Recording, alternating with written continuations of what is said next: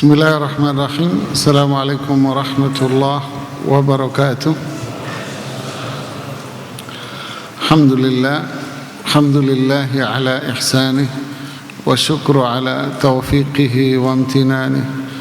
Wassalatu wassalamu ala rasulillah wa ala alihi wa sahbihi wa man istanna bi sunnatihi ila middini, amma ba'd. Kita melanjutkan bahasan kita di bab kelembutan dan al-hilm, yaitu menahan amarah. Al-muallif al-imam an-Nawawi rahimahullahu ta'ala berkata rahmatan wasi'ah wa ghafara lah, hadits Abu Hurairah عن أبي هريرة رضي الله تعالى عنه أن رجلا قال للنبي صلى الله عليه وسلم أوصني قال لا تغضب فردد مرارا قال لا تغضب رواه البخاري. Dari Abu Hurairah radhiyallahu ta'ala anhu bahwa ada seorang lelaki bertanya kepada Nabi sallallahu alaihi wasallam. Pertanyaannya, ausini, berilah aku wasiat atau nasihatilah diriku. Lalu Rasulullah SAW bersabda, la taghdab, jangan marah. Beliau mengulanginya beberapa kali dan beliau tetap bersabda, la taghdab,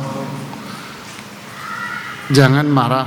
Hadis riwayat Imam Al-Bukhari. Hadis ini tentu berkaitan dengan sifat al-hilm. Apa itu hilm? Apa hilm? Apa? Lawannya marah. Jadi hilm berarti apa? Menahan amarah, menahan emosinya dia. La taghdab, jadi bersifatlah kamu seorang yang halim, orang yang apa? Lembut, santun, nggak gampang marah, nggak gampang terpancing emosinya. Cool kata orang, adem nih orang. Ya. Banyak hal yang jengkelin, ngeselin, tapi bapak ini tetap apa? Cool aja gitu ya, senyum terus. Itu namanya halim. Ada beberapa penjelasan berkaitan dengan hadis ini, yaitu pertanyaan seorang laki-laki ini. Tentu bagi kita tidak begitu penting untuk tahu siapa sahabat yang bertanya. Yang jelas beliau adalah seorang sahabat mulia. Tapi beberapa riwayat yang lain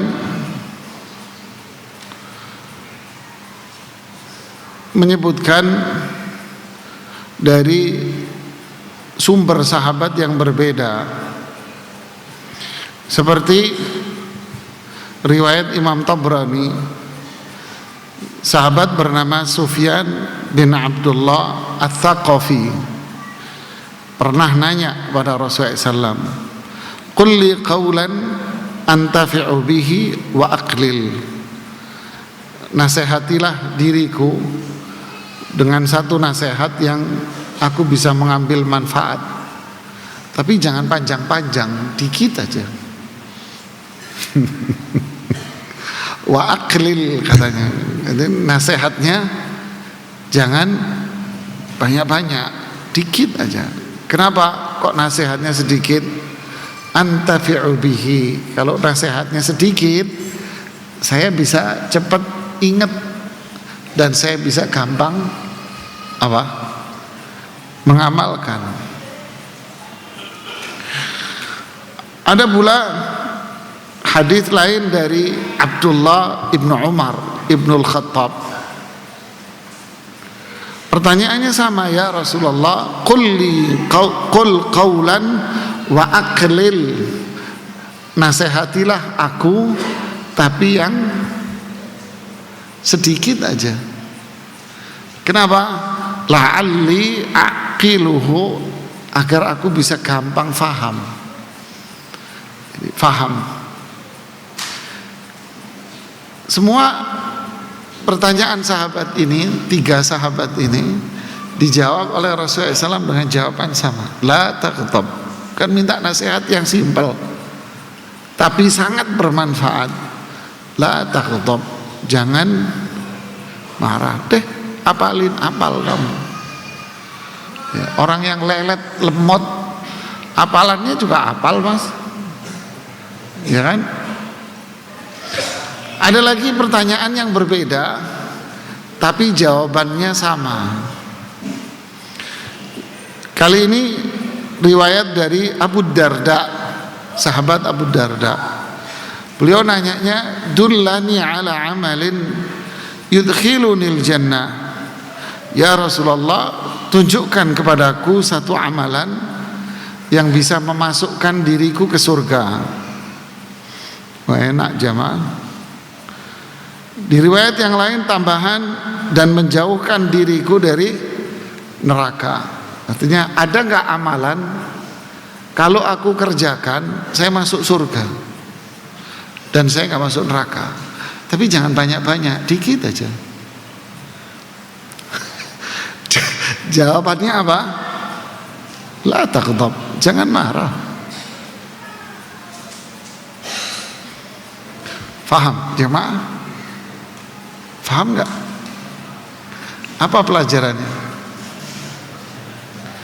Pelajarannya, kita kalau nasehatin orang jangan kepanjangan. Orang nggak mudeng jamaah. Kalau nasehatin orang itu yang apa? Simple, praktis. Paham? Jangan sini, Anda ngomong dari Bekasi balik lagi ke Jakarta, pergi ke Depok, ke Tangerang. Tanya nih anak, tadi nasihatnya apa? Tahu, marah-marah aja dia. Iya enggak? Tadi kamu dinasihatin sama ayah. Iya, apa isinya? Enggak tahu. Marah-marah ayah. Enggak paham saya. Kenapa? Kepanjangan Anda nasihatnya. Jadi kalau nasihat yang simpel-simpel, mungkin Anda akan nanya, Ustadz, banyak yang mau kita sampaikan. Ya oke, bikin poin. Nah, 1, jangan begini loh ya. 2, simpel-simpel tapi poin, dia paham. Oh iya, paham jemaah? Ngerti apa enggak? Nasihatin siapa saja, jangan apa? Kelamaan, dan jangan panjang-panjang. Enggak paham dia. Ya. Ini pelajarannya. Kemudian, kenapa Rasulullah sallallahu alaihi wasallam menasihati sahabat ini dengan la taghdab? Jangan marah. Kenapa?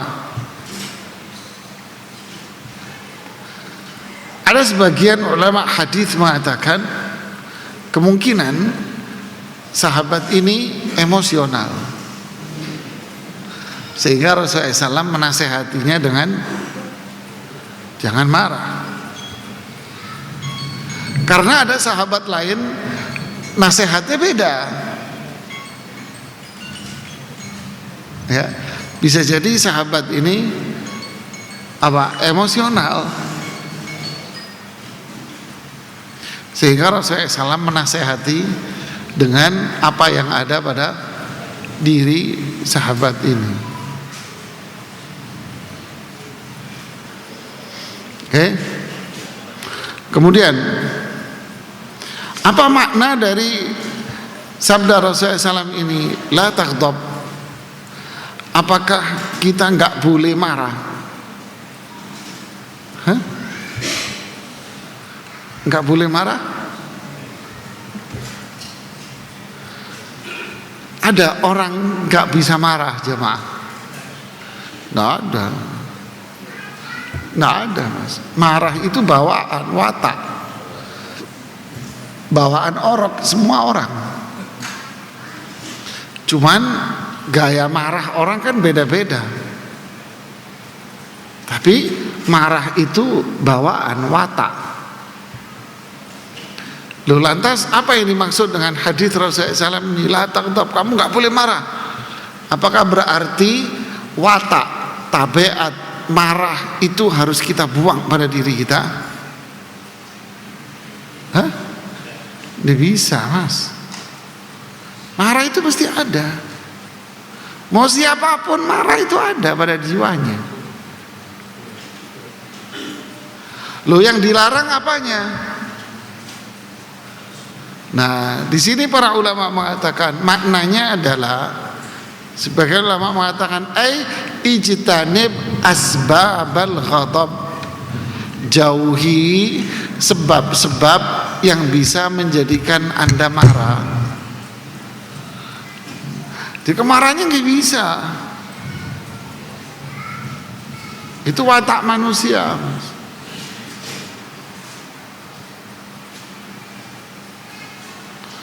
Paham, Mas?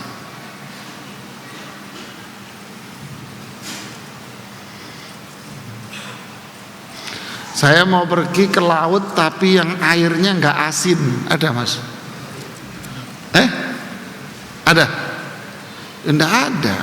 Air laut mesti asin. Jadi maksud dari hadis ini adalah marah itu memang tabiatnya siapa? Manusia, makhluk. Cuman yang dilarang oleh Rasulullah SAW di sini, jauhilah apa itu? Pemicu amarah. Jauhilah sebab-sebab yang bisa menjadikan Anda apa? Marah. Jauhi, Mas. Apa yang bisa menjadikan sebab Anda marah? Apa, Mas? Hah? Kenapa? Apa yang menjadikan seseorang sebab marah? Para ulama mengatakan sebab amarah seseorang itu yang utama adalah al-kibr, sombong.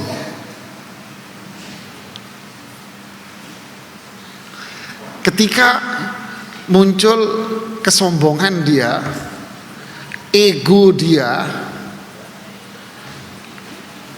naik dan diusik egonya dia itu, pasti apa dia? Marah. Ada penjelasan itu oleh Imam Ibnu Hajar Al-Asqalani. Beliau mengatakan makna dari hadis ini adalah seperti yang tadi, jauhi sebab-sebab amarah.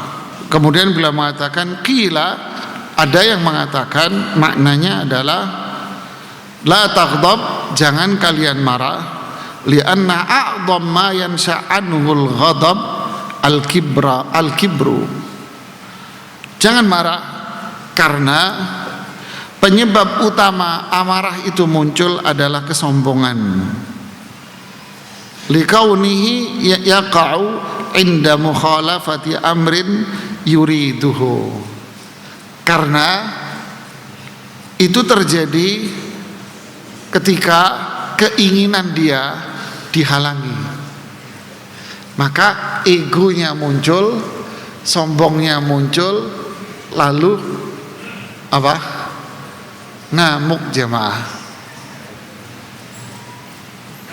Dia pengen A, dihalangi, marah. Ya enggak? Dia pengen ini, dihalangi, marah. Kenapa dia marah? Keinginannya tidak boleh dihalangi. Keinginannya nggak boleh dicegah. Namanya apa ini? Hah? Sombong.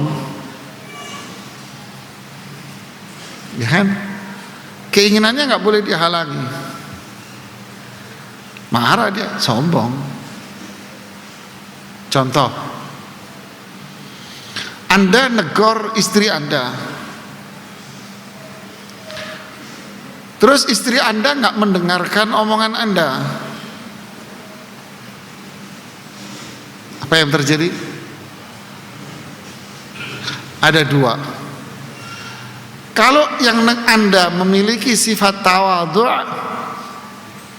Anda akan mengatakan, ya tugas saya kan cuma ngingetin, sudah cukup, selesai, ya kan? Kemungkinan kedua, Anda negor, loh gak didengerin, kan saya sudah kasih tahu, kamu ini, marah dia. Kenapa? Keinginan dia tidak dipenuhi, maka muncul apa? Sombongnya. Kamu ini sudah dikasih tahu, nggak didengerin, marah dia. Nah, disitulah sombongnya dia muncul. Si istri ada dua kemungkinan. Kalau dia menjadi wanita yang tawadhu', dia akan merendah. Apa merendah itu? Alhamdulillah, saya dinasehati. Alhamdulillah, dia akan merasa mungkin saya yang salah. Tapi kemungkinan yang kedua, enak aja saya disalahin melulu, salah terus saya, kini salah. Berarti apa namanya dia? Sombong. Muncul emosi. Maka terjadilah serial film Tom and Jerry.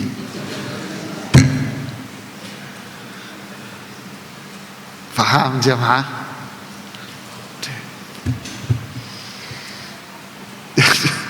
Allahu Akbar.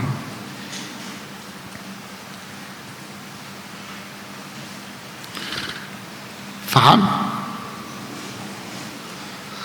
Jadi ada dua, hindari penyebab Anda emosi. Mungkin kita di jalan, jadi contoh, ya. Terus ada motor motong, sambil motong, sambil ngomel, sambil melotot. Hindari sebab marah. Apa itu? Diemin aja, sukut. Kenapa? Anda menanggapi dia, itulah sebab amarah nanti. Ya. Orang jahil tidak dibalas dengan kejahilan, tapi orang jahil dibalas dengan diam. Kalau ada orang jahil, balaslah dengan apa? Diam. Sing waras ngalah. Kalau Anda balas yang jahil, Anda udah tahu ada ketek kok dibalas berantem. Jadi hindari sebab-sebab amarah. Ya, hindari. Suami Anda pulang kerja marah-marah, hindari sebab marah, yaitu apa? Diam. Istri Anda ngomel-ngomel, marah-marah, hindari sebab amarah, yaitu apa itu? Diam saja. Kalau Anda ladenin, ya berarti itu sebab marah, ya kan? Egois, nah itu juga sebab marah. Sombong yang tadi itu. Subhanallah.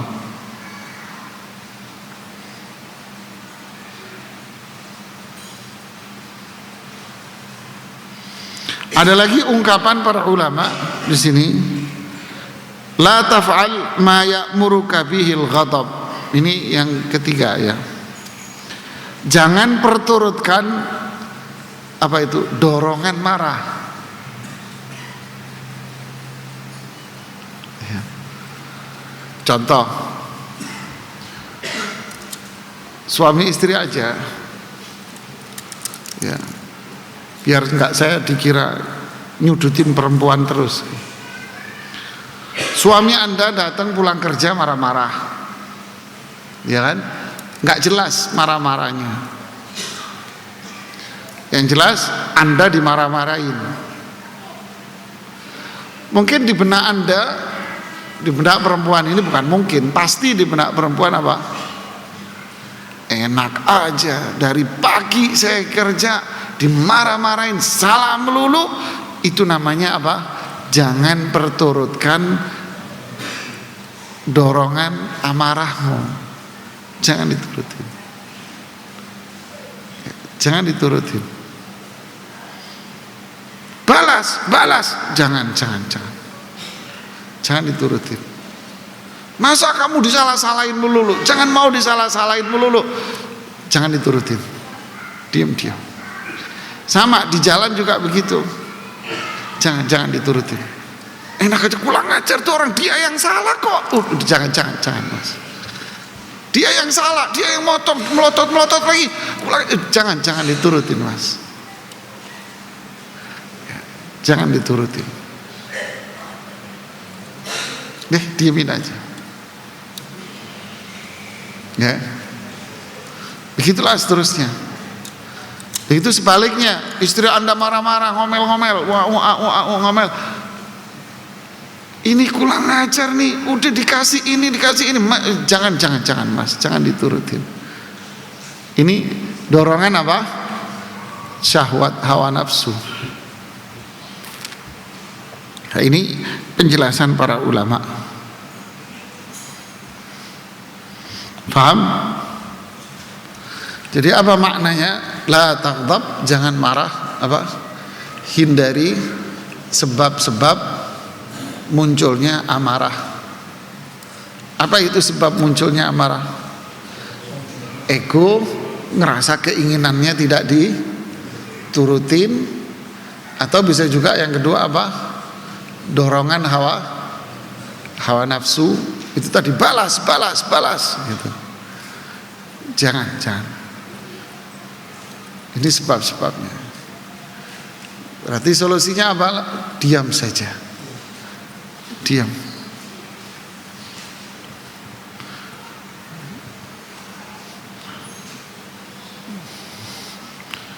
Mungkin kayaknya sulit ya. Bukan kayaknya, memang sulit cuma. Sulit lah. Hanya di hadis yang lain, la taghdab walakal jannah.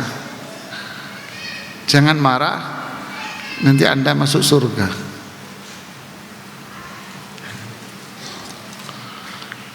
Bahkan ada riwayat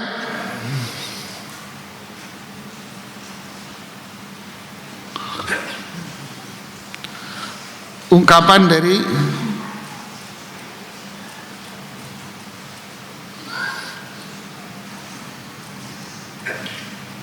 riwayat Ibnu Hibban dan riwayat Imam Ahmad, ada tambahan dari laki-laki yang nanya tadi itu, ya Rasulullah, nasihati aku.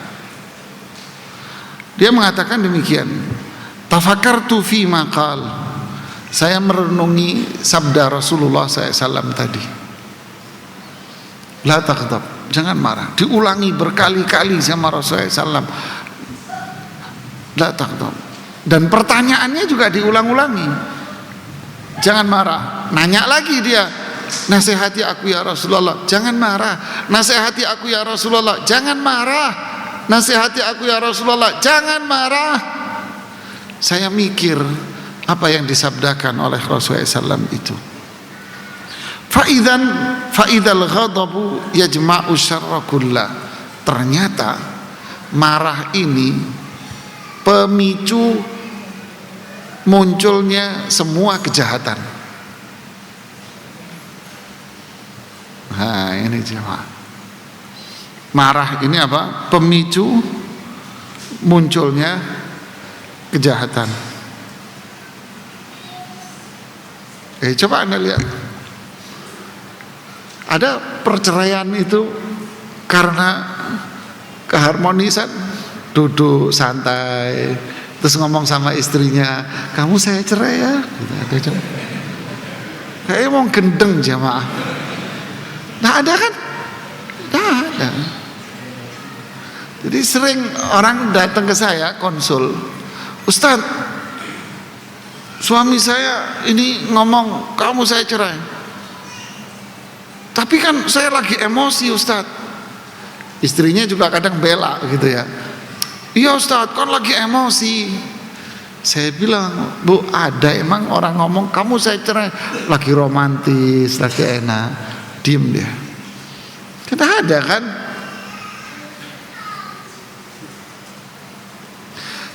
Kalau ada pun mungkin sebelumnya dia sudah sepakat untuk cerai. Ya, ada seperti itu. Tapi pemicu pertamanya emosi. Kita cerai, ya udah kita cerai. Sudah redakan, tapi tetap mereka mau cerai.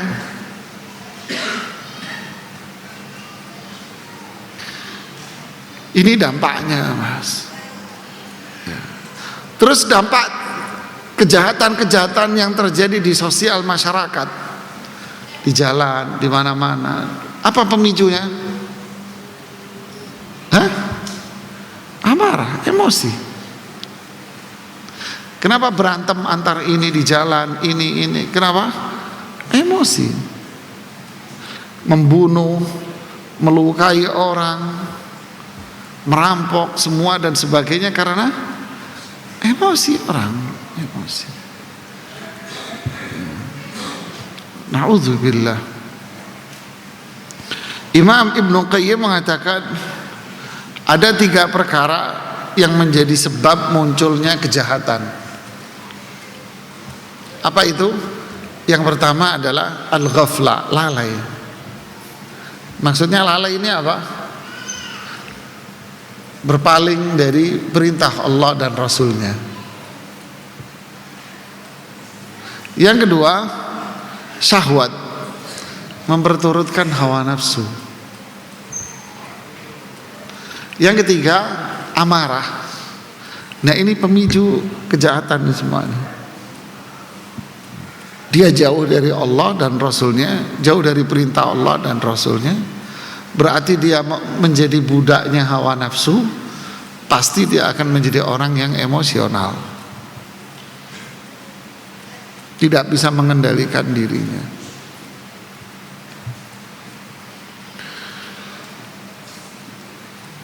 Makanya Rasulullah SAW nasihatnya simpel, la taghdab, jangan marah, karena ini adalah akar dari semua kejahatan. Orang yang emosional di depan Anda cuma senyum, dia pegel sendiri jemaah. Istri Anda ngomel-ngomel, Anda diam senyum, capek sendiri dia. Dia ngambek sehari 2 hari, capek sendiri dia, karena nggak mendapatkan apa? Kenapa dia ngambek? Karena dia ingin mendapatkan perhatian yang lebih pada diri Anda. Perempuan ngambek itu kenapa? Dia pengen mendapatkan perhatian yang lebih dari Anda, makanya dia ngambek. Kenapa dia ngomel-ngomel? Sama jawabannya, dia pengen mendapatkan perhatian yang lebih pada diri Anda. Kalau Anda balas dengan emosi, kelar, meleduk itu bomnya. Tapi kalau Anda senyumin, selesai. Dia akan sadar bahwa cara saya salah. Begitu juga suami Anda pulang marah-marah karena ada faktor X. Mungkin dia ada masalah capek, lapar dan sebagainya dan sebagainya. Anda jangan menjadi pemicu yang berikutnya. Diam aja, senyumin aja. Maka semua akan menjadi apa? Al-ghadabu min fayhi jahannam. Kata Rasulullah SAW, amarah itu uapnya api neraka. Ya, jika marah itu uap api neraka, maka didinginkan dengan apa? Dinginin dengan air, dengan sabar.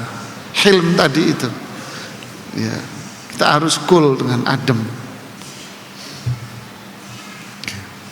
Kita harus adem, maka dia akan dingin.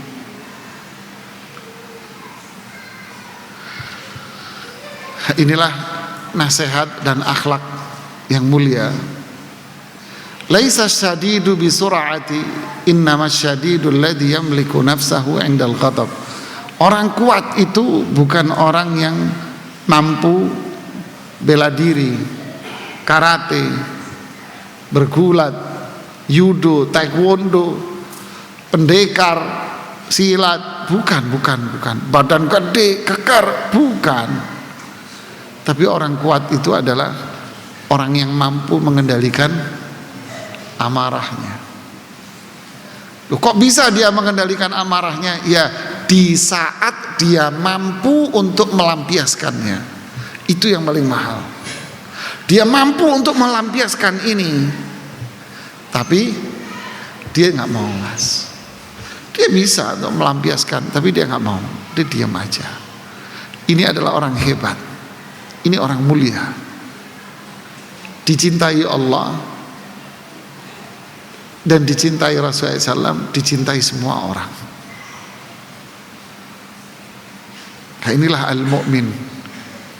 Jadi yang memiliki sifat ini siapa? Orang yang beriman. Kok bisa?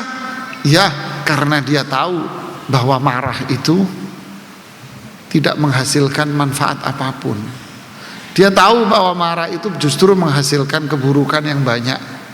Dia tahu bahwa Allah dan Rasulnya menyuruh dia untuk menjadi orang yang santun, baik, lembut.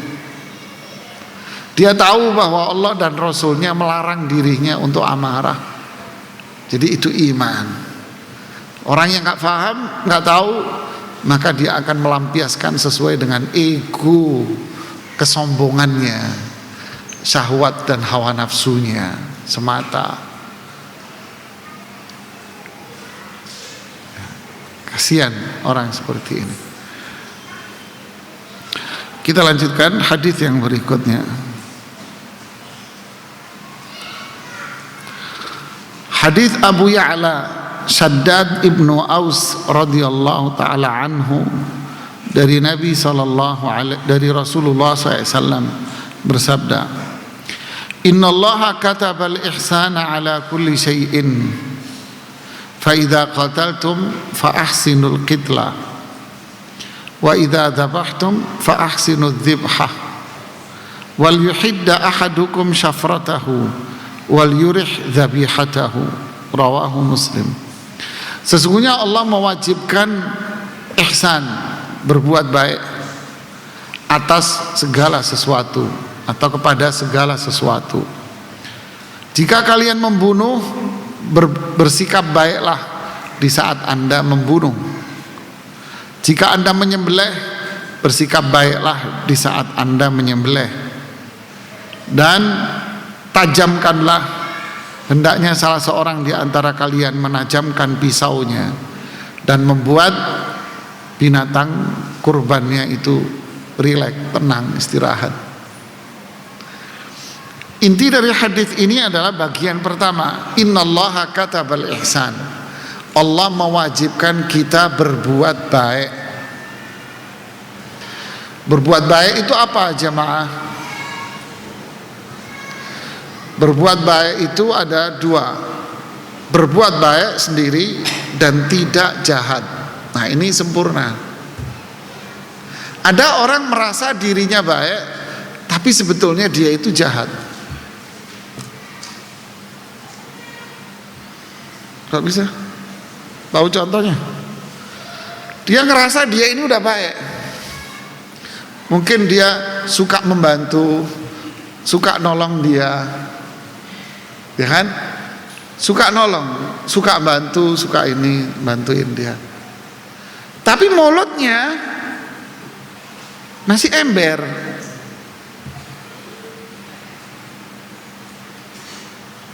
Ya, contoh,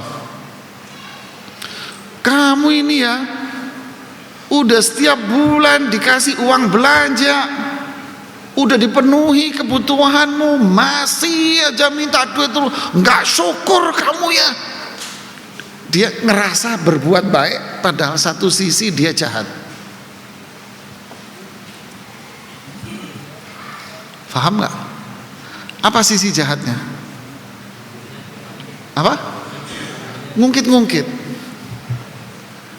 Dia bisa jadi baik, dia bantuin orang, tapi buka aibnya orang, ngungkit-ngungkit, dicaci maki, ngasih orang, kamu ini mas masih muda, kerja dong, masa masih muda masih minta-minta, janganlah. Terus ngasih, udah nih, dia ngerasa dirinya sudah apa? Baik, padahal enggak. Anda baik, tapi satu sisi Anda nembeleng. Makanya baik, ihsan itu apa? Ihsan itu apa? Innallaha yuhibbul muhsinin. Allah cinta sama orang-orang yang berbuat ihsan. Apa ihsan itu? Dua, berbuat baik dan jangan jahat. Nah, ini baru sempurna ihsannya. Paham tidak? Anda berbuat baik sama orang, memberi, membantu, habis itu apa? Jangan jahat sama dia. Jangan kamu maki-maki, jangan kamu jelek-jelekin, jangan kamu buka aibnya. Jangan jahat sama dia. Ini namanya ihsan, jemaah. Sama pula kapan tauhid seseorang itu sempurna?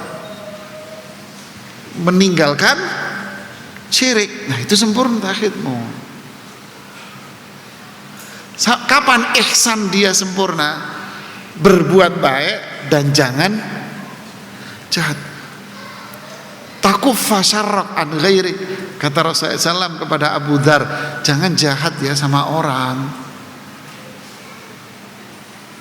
Kuffa adza ank, jaga mulutmu ya, kata Rasulullah SAW. Itu ihsan, jemaah. Faham? Berbuat baik, badlun nada, wa kafful adza, wahtimalul adza. Apa artinya? Para ulama mengatakan, kata Ibnu Qayyim rahimahullah, mendeskripsikan akhlak yang kemarin kita bahas itu. Apa itu? Badlun nada, bantu orang. Kaful adza, jangan jahat sama dia. Ihtimalul adza, kalau dia yang jahat. Nah, yang tadi apa itu? Diem mas, maafkan dia. Ini penghuni surga mas. Gampang. Wah enaknya. Sulit mas, surga murah apa? Enak aja itu. Ya tapi kita harus usaha. Harus. Ini namanya ihsan. Ya, saya ulangi lagi. Jadi ihsan itu apa? Berbuat baik, jangan jahat. Kadang apa sih bedanya? Nah itu tadi, kita nolong orang terus mulutnya ngoceh dari belakang, kan gitu kan? Sama aja Anda gosok-gosok, Anda gosok-gosok, terus tapi tangan kiri Anda nempeleng, gitu loh mas.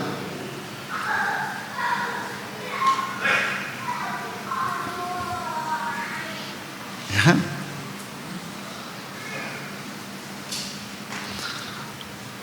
Subhanallah ya. Ya inilah ihsan. Baik. Ihsan seperti ini kepada siapa? Ya kan? Berbuat baik, jangan jahat. Sama siapa? Lihat redaksi hadis itu. Ala kulli syai'in, terhadap segala sesuatu. Di situ Rasulullah SAW menggunakan kata syai'in. Ini nggak perlu saya jelaskan karena kalau tak jelasin Anda juga nggak mudeng. Ini bahasa Arab.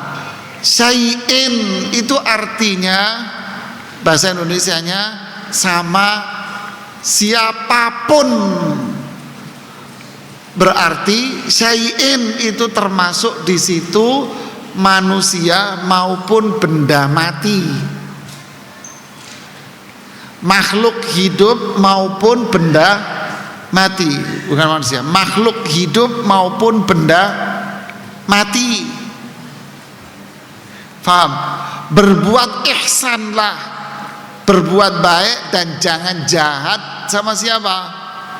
Manusia, binatang, sama benda mati sekalipun, tanaman, apa aja, berbuat baik sama semua itu. Lihat ini, kok bisa belajar bahasa Arab dulu, nanti ngerti Anda. Ya ini yang ngerti ya, yang ngerti bahasa Arab. Ya sama aja Anda ngomong Sunda, Anda kan gak ngerti kan. Ini indahnya bahasa Arab, ringkes tapi maknanya luar biasa luasnya. Ala kulli syai'in, berbuat ihsan terhadap apa saja, mau makhluk hidup maupun benda mati. Ya. Seperti hadis yang di atas, sungguh kelembutan itu jika ada pada sesuatu pasti akan menjadikan apa? Indah, kan gitu kan? Coba Anda punya tanaman nggak dirawat, Anda cuekin, nggak diurus, tidak ditunjukkan perhatian Anda kepada tanaman, tanamannya jadi apa? Hah? Mati. Tapi kalau Anda urus, saya ketemu sama satu orang di Kalbar, ya, Pontianak ya, duduk sama beliau, ngobrol cerita, beliau bilang, saat saya tinggal di komplek di Pontianak, beliau ini hobi tanaman. Dan kebetulan yang hobi tanamannya ini buah-buahan. Dia bikin komplek dia, gerbang masuk komplek itu yang tengah itu dipasang tanaman-tanaman sama dia yang anggur.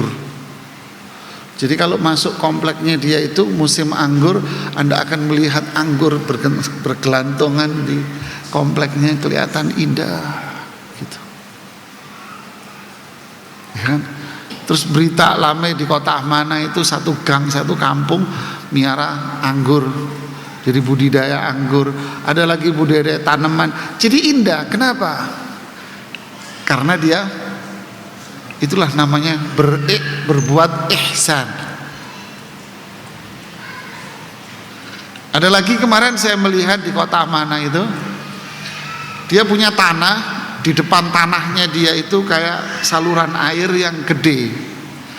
Akhirnya dia buat saluran air itu diolah, dibersihin, diapain, kemudian dipasang jaring-jaring dan sebagainya.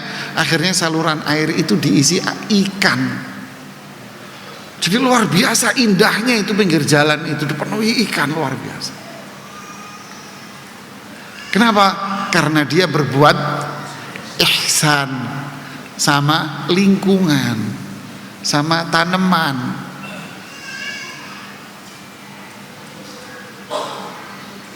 Jemaah, ya, dia berbuat ihsan. Begitulah seterusnya. Apalagi sama manusia. Pernah kita kisahkan di sini seorang perempuan yang gebukin ontaknya, kemudian Rasulullah SAW melihat dan beliau apa? Marah kan? Jika kalian memiliki hajat sama perempuan itu, tunaikan hajatmu. Artinya masuk ada utang piutang atau transaksi barang yang belum dibayar, urus bayar utangmu, bayar daganganmu dan sebagainya. Setelah itu jangan ajak perempuan ini bicara sama sekali. Kata sahabat, demi Allah saya melihat perempuan ini jalan di pasar, tidak ada satu orang pun yang ngajak bicara dia. Gara-gara apa? Tidak berbuat ihsan sama binatang.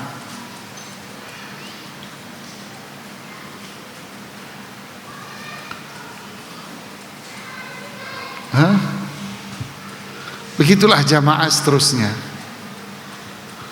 Apalagi sama manusia, apalagi sama sesama muslim, apalagi sama orang tua, lebih tinggi, paling tinggi, manusia paling tinggi di antara mereka yang ada di sekitar kita.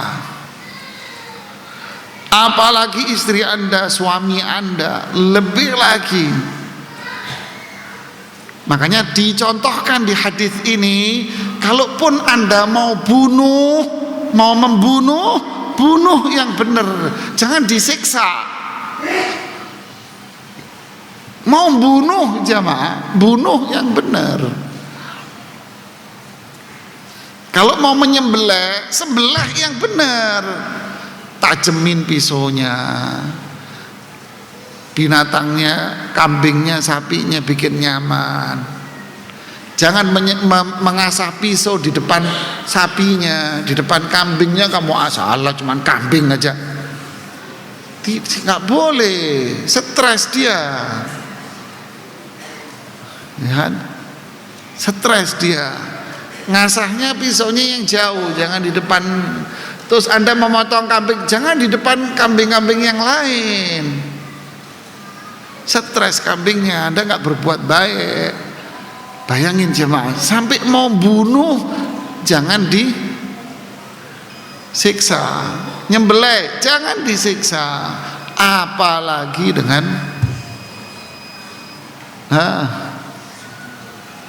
manusia, apalagi dengan mereka yang lebih tinggi kedudukannya di antara semua orang tua kita, keluarga kita.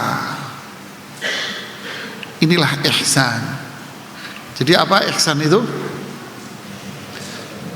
Berbuat baik dan jangan jahat. Fahami itu. Bukan sekedar berbuat baik, tapi jangan jahat. Ini akan sempurna. Sama siapa? Siapa saja. Siapa aja. Ya, pasti dia akan nurut. Ya, coba aja. Mau binatang kayak, mau apa, nurut nanti. Ya, apalagi manusia, apalagi orang yang kita cintai. Ya, saling kita mencintai, saling menyayangi, nurut jemaah. Anda mau nasihati anak Anda, tapi Andanya jahat, kasar ngomong ini, ya nggak nurut lah. Ya, kita lanjutkan setelah salat. Bismillahirrahmanirrahim. Alhamdulillah, salatu wassalamu ala rasulillah wa ba'd. Kita lihat pertanyaan yang masuk. Yang pertama, sejauh mana tanggung jawab seorang ayah tiri terhadap anak tirinya, khususnya anak perempuan, dalam memenuhi kebutuhan hidup sehari-hari termasuk sekolah dan waris, sementara ayah kandungnya masih sehat walafiat namun minim sekali memberikan nafkah. Jadi tanggung jawab anak itu adalah ayahnya. Wa 'alal mauludi lahu rizquhunna wa kiswatuhunna bil ma'ruf. Bagi ayah yang telah Allah berikan anak kepada dia, maka tanggung jawabnya adalah memenuhi kebutuhan dia, memberikan pakaian kepada dia. Haqquz zauj, kewajiban seorang suami adalah memberikan, kata Rasulullah SAW, antaksuahu fima kasauta, kamu memberikan pakaian seperti yang kamu pakai, antut'imahu fima ta'imta, kamu kasih dia makan seperti kamu makan, dan seterusnya. Jadi ini adalah tanggung jawab ayahnya, walaupun dia telah bercerai dari istrinya, walaupun mantan istrinya ini menikah kembali, maka tetap anaknya ini menjadi tanggung jawab dia. sekolahnya, kebutuhan hari-harinya tetap menjadi tanggung jawab dia seutuhnya. Jika dia menyia-nyiakan tak membayar, berarti dia telah melakukan perbuatan dosa besar di hadapan Allah Subhanahu wa taala. Lalu bagaimana dengan laki-laki yang menikahi si perempuan ini, yaitu ayah tirinya ini? Maka bagi dia tidak ada namanya wajib, itu tidak ada. Tapi namanya sedekah, bersedekah dan berbuat kebaikan, ini adalah bagian dari kehidupan orang Islam. Kita dianjurkan untuk bersedekah, apalagi dengan orang yang dekat dengan Anda. Jadi kalau si ayah tirinya ini memenuhi kebutuhan anak tirinya, maka itu jatuhnya adalah sedekah dan kemuliaan buat dia. Jadi kalau si ayahnya ini umpama karena dia juga pas-pasan, kemudian dia nggak bisa membayar biaya sekolah, maka dia tidak dosa, dan itu bukan kewajiban dia. Ibunya nggak boleh marah-marah, ngomel-ngomel. Ini kan kamu menikahi saya, berarti kamu juga ini anak saya, kamu udah panjang kali lebar. Nggak bisa dia marah-marah, dia bukan tanggung jawabnya dia kok. Ya, dia nggak bisa marah-marah nih perempuan. Ini hanya sedekah dari ayah tirinya. Yang punya kewajiban seutuhnya adalah ayah kandungnya. Adapun waris, apalagi waris bau-bau juga kagak, baunya juga nggak ada.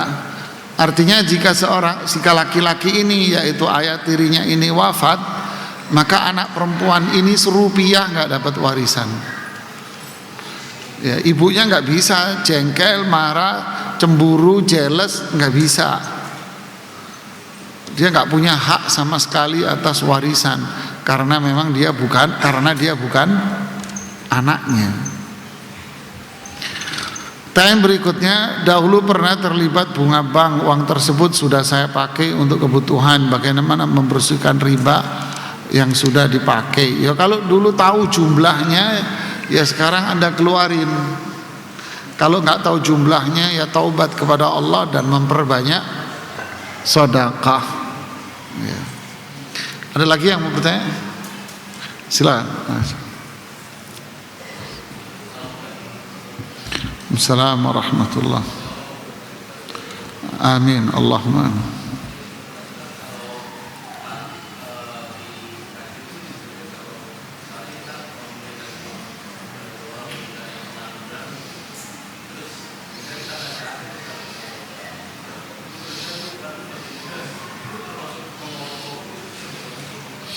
Ya, kita memberikan sedekah kepada anak muda. Lalu kita mengatakan, kerja dong, kamu masih muda. Maka ini status hukumnya apa? Allah berfirman di Al-Baqarah, la tubtilu sadaqatikum bil manni wal adza kalladzi yunfiqu malahu ria'an nas. Jangan kamu hapus pahala sedekahmu dengan alman, mengungkit-ungkit, dan jangan pula dihapus dengan adza, kata-kata, perbuatan yang bisa menyakiti hati orang itu. Ini seperti orang yang bersedekah dengan riya, ingin minta dipuji orang, disanjung orang. Semua pahalanya ini hapus. Jadi kalau Anda mau bersedekah, sedekahin aja, nggak usah banyak ngomong. Kalau Anda ingin memberikan lapangan pekerjaan, ya kasih dia lapangan pekerjaan. Ya, husnudzon aja. Mungkin dia juga cari pekerjaan nggak dapat, tidak ada jalan lain, dia mungkin melakukan dengan cara yang seperti itu. Ya kan? Enggak, ini profesi, suudzon Anda. Tahu dari mana kalau itu profesinya dia? Ya kan? Kita kan tak tahu. Sesuatu yang kita tidak tahu ya jangan dikomentari. Ya prasangka saja baik sama orang.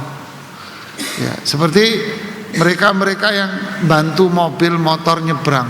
Pak Oga yang kita sebut.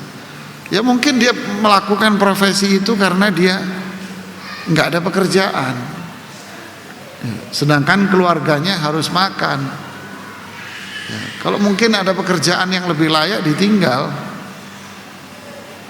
Dan saya melihat di tikungan yang mau masuk kompleks saya ada beberapa orang yang sudah nggak berprofesi itu, sudah hilang dia. Ya mungkin dia sudah punya pekerjaan yang jauh lebih mapan, lebih baik, dia tinggal. Ya. Ada lagi di situ perempuan. Saya tanya, kenapa Mbak? Gimana Pak Ustadz? Anak saya masih kecil-kecil, suami saya di penjara. Terus makannya gimana saya? Ya udah inilah. Terus gimana? Anda mau protes? Karena maki-maki dia, ya kan? Jadi dia nggak ada kerjaan, mau kerja apa jamaah? Yang di depan dia hanya parkir. Ini jauh lebih mulia daripada laki-laki yang belagu, mimpi ketemu bulan, ya kan? Belagu duduk. Mas, apa kerjamu? Jadi begini Pak Ustadz, saya ini kerja di sebuah partai.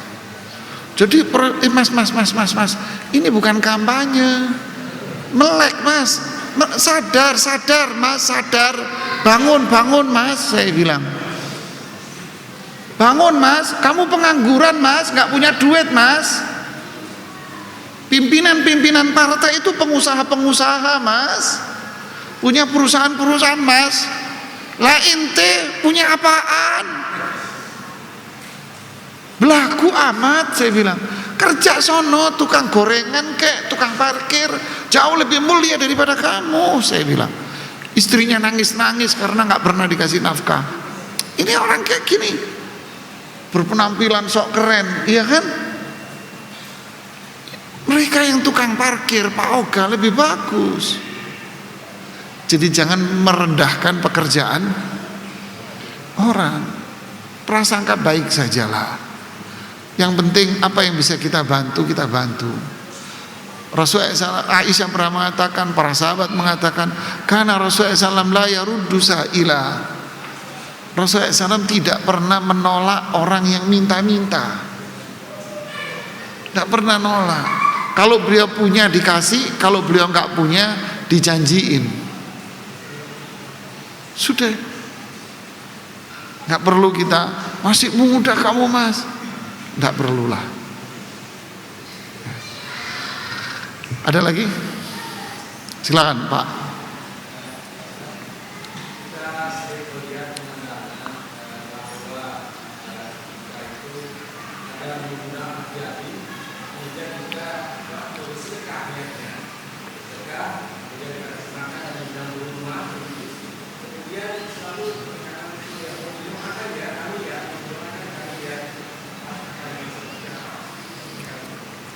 Ya, bersedekah kepada anak yatim dengan cara mengundang mereka ke rumah, ngasih makan, kemudian minta doa kepada mereka.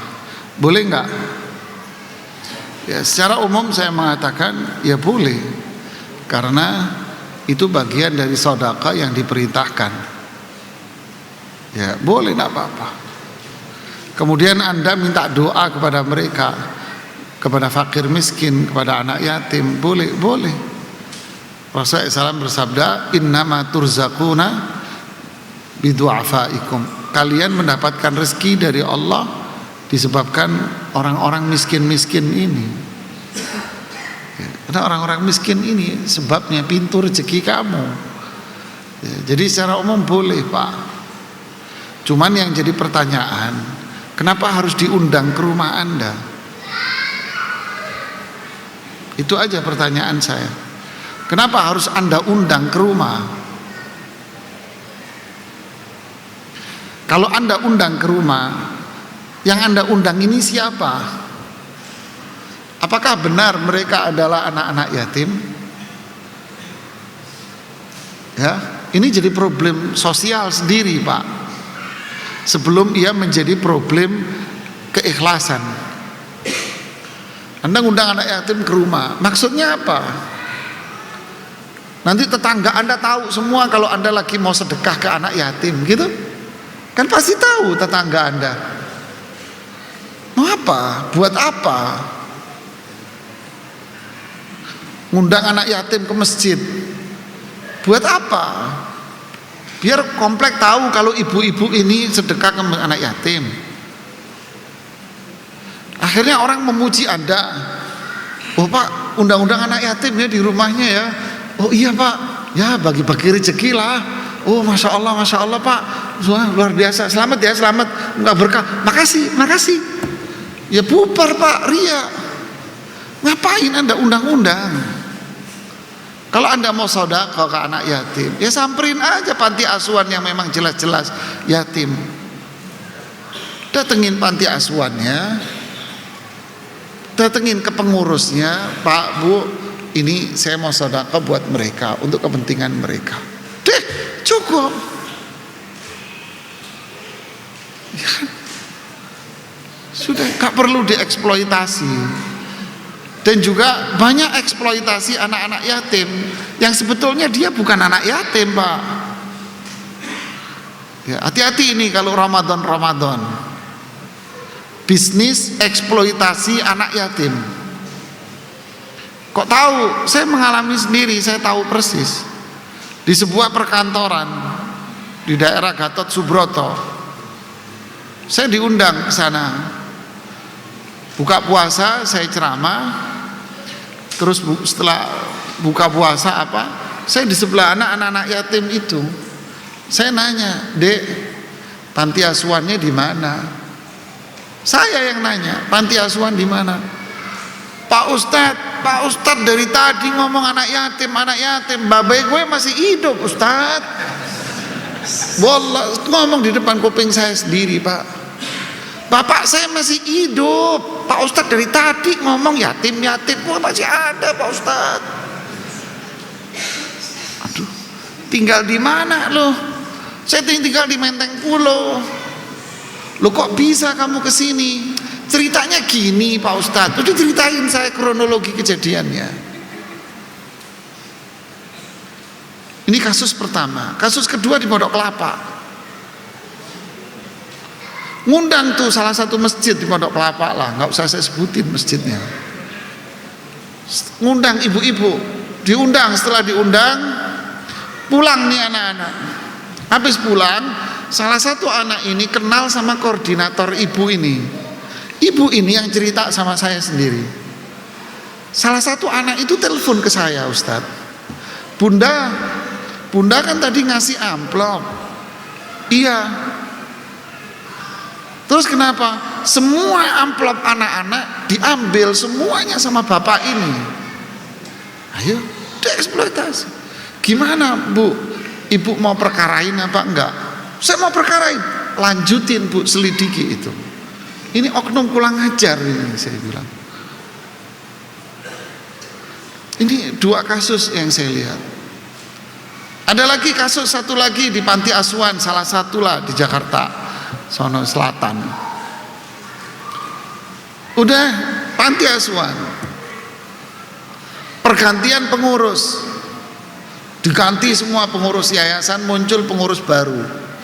Bendahara dari pengurus yang baru cerita sama saya di majelis pengajian, Pak Ustadz tahu, Ustadz, begini dan begini dan begini, saldo yayasan sekian. Ketika pergantian saya, sargonya 0, habis. Kemana tuh uang ratusan juta? Gimana ini Ustadz? Saya senyum, sudahlah Pak, urusan dia sama Allah. Sudah, yang penting Bapak jangan seperti dia. Makasih Pak Ustadz. Ini Pak, hati-hati Pak, hati-hati. Secara hukum bagus Pak, Masya Allah. Tapi kenapa Bapak harus undang mereka ke rumah? Kan hadis 7 golongan yang dilindungi oleh Allah di hari kiamat. Salah satunya siapa? Sedekah dengan tangan kanan, tangan kiri. Loh, Anda nggak sembunyi Pak, Anda umumin di komplek. Nggak perlu. Ya. Ada lagi? Ya, yang lain nggak ada toh Mas? Yang lain. Silakan Mas. Iya, fadhal.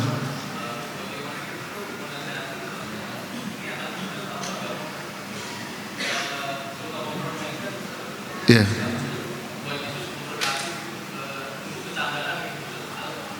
Iya. Seorang anak muda suka merendahkan dengan suka mengatakan Tuhan Yesus memberkati, gitu kan? Pertama, mungkin dia beragama Nasrani, Kristen, Protestan, bisa jadi. Ya kan? Kalau dia beragama Kristen dan Protestan, ya itulah lakum dinukum waliyadin. Itu keyakinan dia. Kenapa Anda marah? Anda kena dilek hukum. Anda kena dilek hukum. Ya kan? Ya sudah, itu keyakinan dia. Ya, semoga Tuhan Yesus memberkati. Terus apalagi begini-begini, simbol dia. Ya sudah, biarin aja, itu keyakinan dia. Lakum dinukum waliyadin. Yang kedua, kalau Anda tahu persis bahwa dia seorang muslim, tahu persis Anda orang Islam, kewajiban Anda nasehatin aja. Ad-dinun nasihah. Islam ini apa? Nasihat. Cukup Anda nasihat saja. Sampaikan dengan baik, Mas, agama bukan buat mainan, Mas. Sama pula simbol negara juga tidak buat untuk mainan. Undang-undang negara juga bukan untuk mainan. Kalau Anda mainan simbol negara, habis Anda. Apalagi ini Al-Quran, ini hadis, ini syariat. Jangan mainan. Qul abillahi wa ayatihi kuntum tastahzi'un. Katakan, apakah ayat-ayat Al-Quran, hadis-hadis Rasulullah SAW yang udah jelas-jelas sahih Anda permainkan? Bahaya loh, Mas. Jangan. Nasihati dengan baik. Ya. Wallahu a'lam. Ada lagi?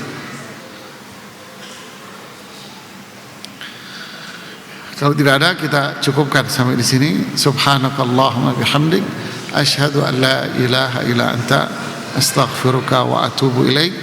Assalamualaikum warahmatullahi wabarakatuh. Assalamualaikum.